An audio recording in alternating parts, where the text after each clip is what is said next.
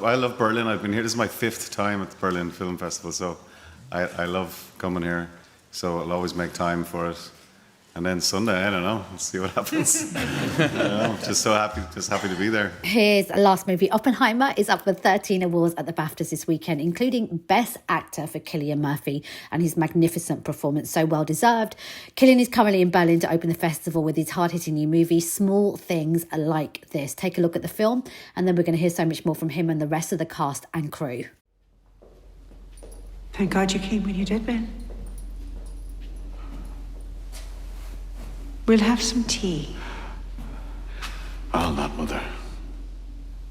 You've time to sit and show my purses in the office.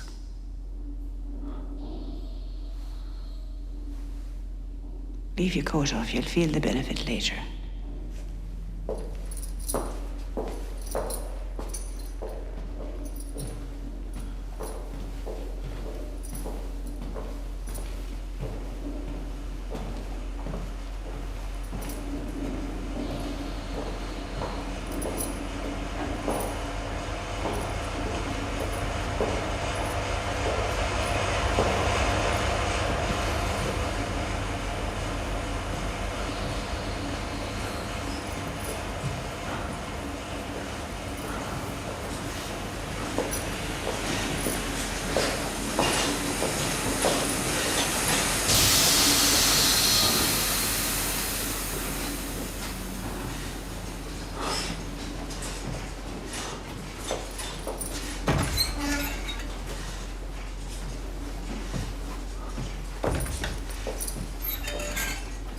I don't know if I'm qualified enough to answer the question about, speak for the nation, really.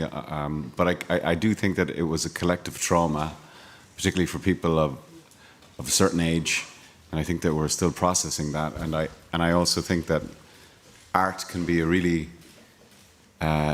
useful balm for that wound. The story for this film has been adapted for the big screen and is about Ireland's notorious Magdalene Laundries, the church's homes for unwed mothers who were made to work in an atmosphere that was devastating and full of shame. It's been described as hell on earth, while their babies were taken away and sold to foster parents.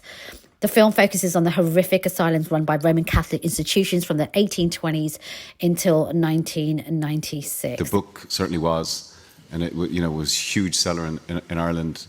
It seemed like everybody read it. And I think, the sort of irony of the book is that it's a Christian man trying to do a Christian act in a dysfunctional Christian society. And it asks a lot of questions about complicity and silence and shame and all of those things. But I really don't think the duty of art is to answer those questions, is to kind of provoke them. And maybe it's kind of easier to absorb than an academic report or a government report.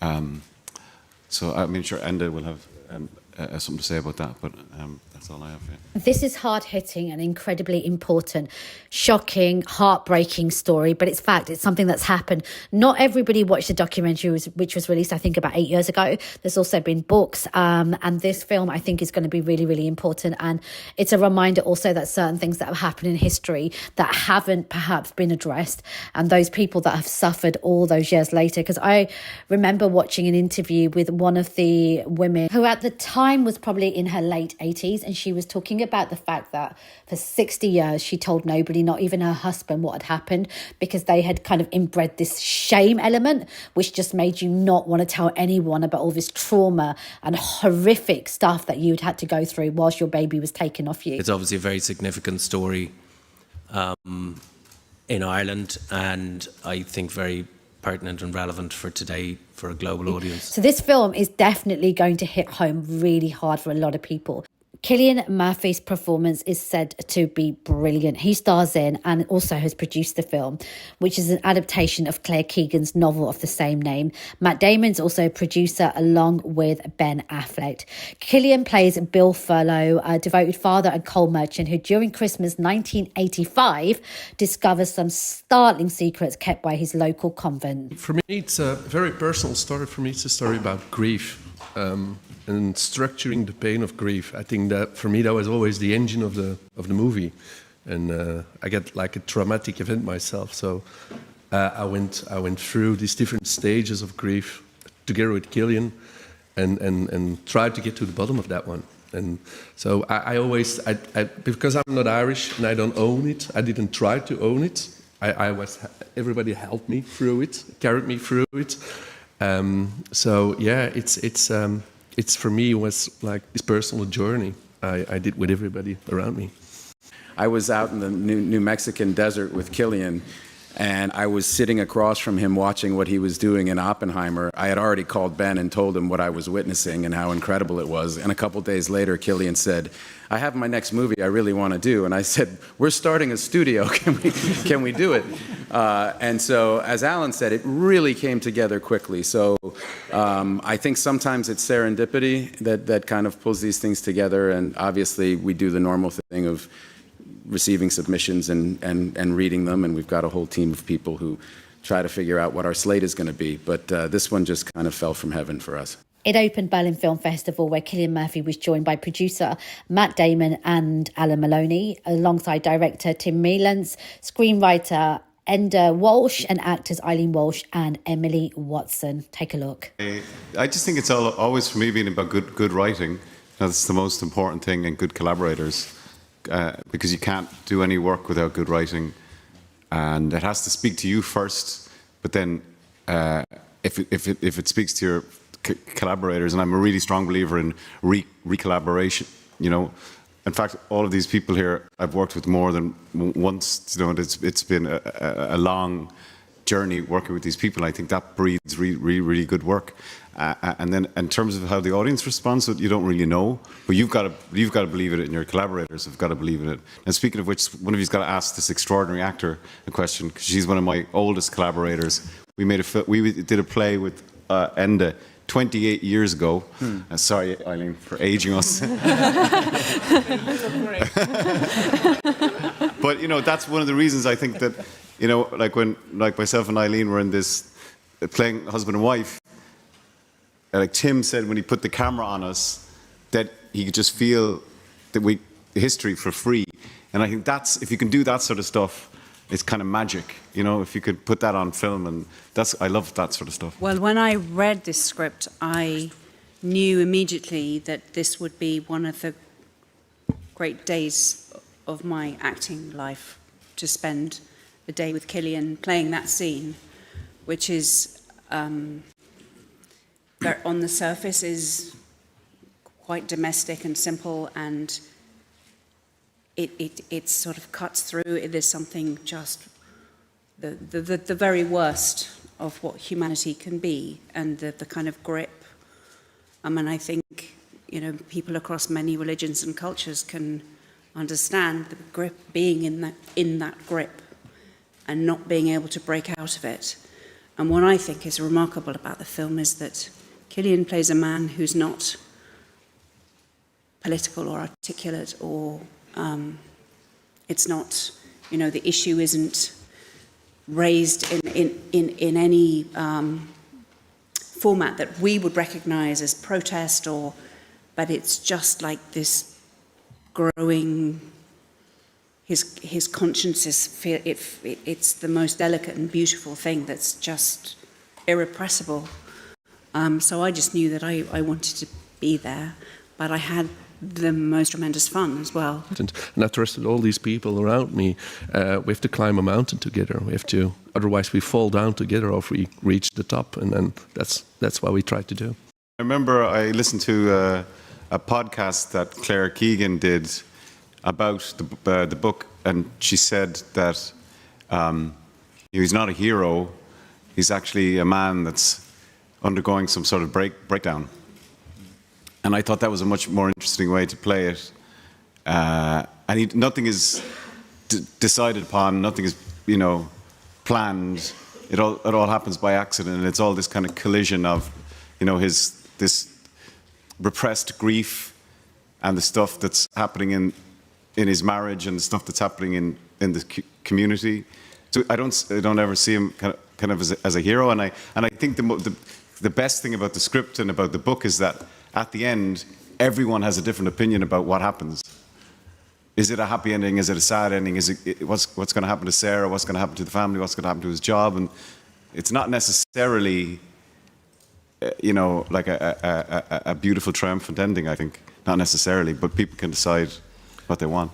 It's interesting about the heroism. I remember us chatting a day like about how if you were in your mid-40s in 1985, so you grew up like in 50s, 60s in Ireland, and you said something really interesting, Eileen. You said like men didn't have access to their emotions. Yeah. And I thought that was a very interesting key to go like, so great to look at men who can't cope with their emotions. And that was very helpful for me.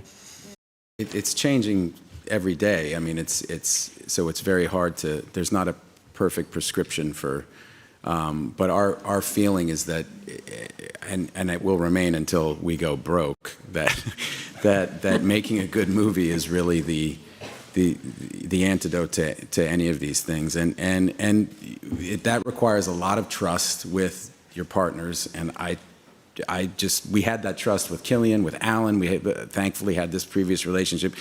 To basically treat them like grown-ups and trust that they were going to do what they said. We had a lot of meetings beforehand about, okay, how do we do this? How do we structure this so that we can make the film that we want to, that you guys want to make, and how can we empower you to do that? But ultimately, it's an exercise in trust with the people that you're working with, and then trust in the audience. And this film doesn't pander to, it's asking the audience to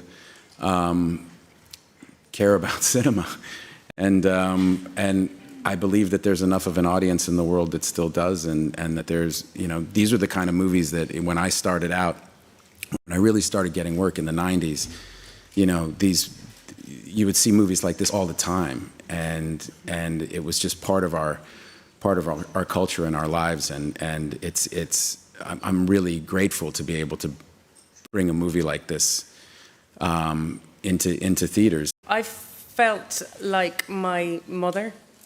I'm the youngest of 5 girls, and we lived in a house very similar. When Tim met me the night before shooting and showed me the house, I felt like it was very similar to the house I grew up in.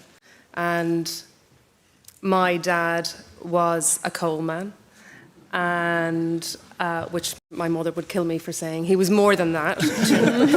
But so the script meant a tremendous amount to get to play a woman. And actually, I think the family are so representative of the nation of Ireland, of that weight and that shame and that guilt and that control, and then trying to allow that to be evident in a long marriage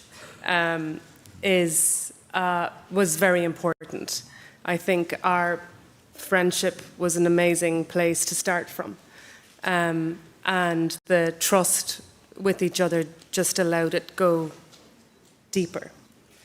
In fact, I don't know if I've had a similar experience ever. Certainly what happened to him in his childhood, that act of charity or kindness or decency that happened to him in his childhood affected him, and then the loss of his mother affected him. I also think the fact that he's surrounded by women, like he may be the main character, but it's really a film about women, and so I don't know the answer, but I think it's what Alan mentioned, that listening to your own instinct, listening to what you trust to be right and wrong, not what people tell you to be right and wrong. I mean, if only we could all do that, but he does, and like I said, I don't know what the outcome for him is, or for the girl is, but I think that's ultimately what he did. But again, it wasn't a plan. It was just a sort of a mess. But he did make that gesture in the end. It's caused small things like this. It opened the Berlin Film Festival, starring Cillian Murphy. No release date yet for general release around the UK. As soon as I know, I'll let you guys know. In the meantime, let me know in the comment section if this is the kind of film you want to watch, and how important it is when history is shown through a film or a TV show, and how much impact it can make, especially when justice was not served. Leave a comment, turn your notifications on so you don't miss a video, and subscribe. I'm Max, and this is Flip Your Wig.